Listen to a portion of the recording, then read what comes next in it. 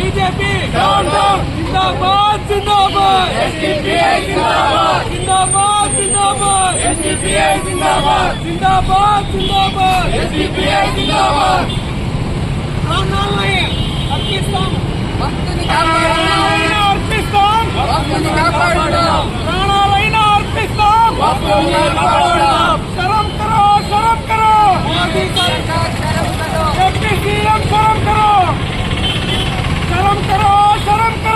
AP CM शर्म करो AP CM शर्म करो we want justice we want justice వత్సవరణ బిల్లును వెంటనే రద్దు చేయాలి వత్సవరణ బిల్లును వెంటనే రద్దు చేయాలి వత్సవరణ బిల్లును వెంటనే రద్దు చేయాలి BJP down down BJP down down Amit Shah down down Modi down down వత్సవరణ బిల్లును వెంటనే రద్దు చేయాలి వత్సవరణ బిల్లును వెంటనే రద్దు చేయాలి ప్రింట్ మీడియా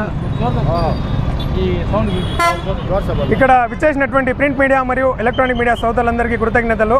నా పేరు ఎస్ మహమ్మద్ రోషన్. నేను social Democratic Party of India SDPI Palamaner assembly general secretary.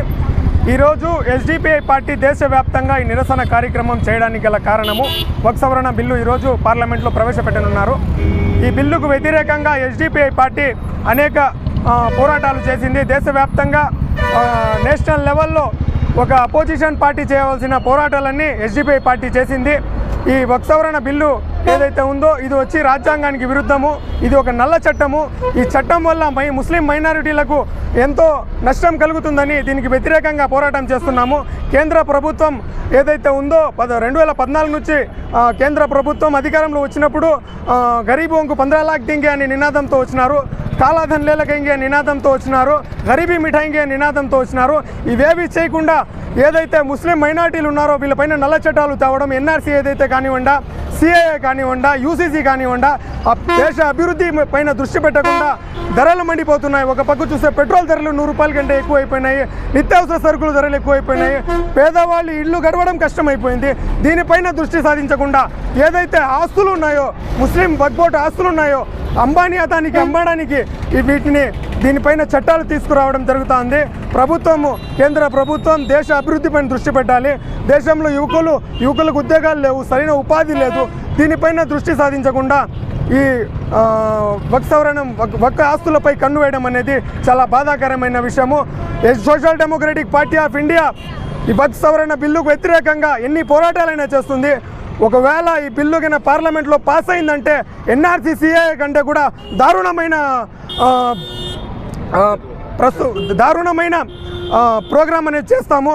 నినాదాలు ఏదైతే రాస్తారోకాలు, ధర్నాలు చేస్తాము. దేశవ్యాప్తంగా ఎన్ఆర్సీ టైంలో ఏదైతే పోరాటం జరిగిందో అదేవిధంగా వక్ఫ్ సవరణ బిల్లుకు పార్లమెంట్లో రద్దు చేయకపోతే దానికైనా భిన్నంగా పోరాడతామని Social Democratic Party of India SDPI demand చేస్తూ ఉంది.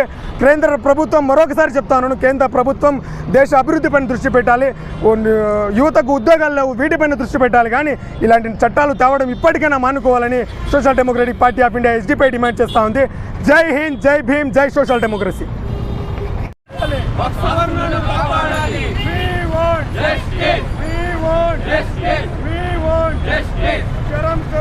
शर्म करो एपी सीएम शर्म करो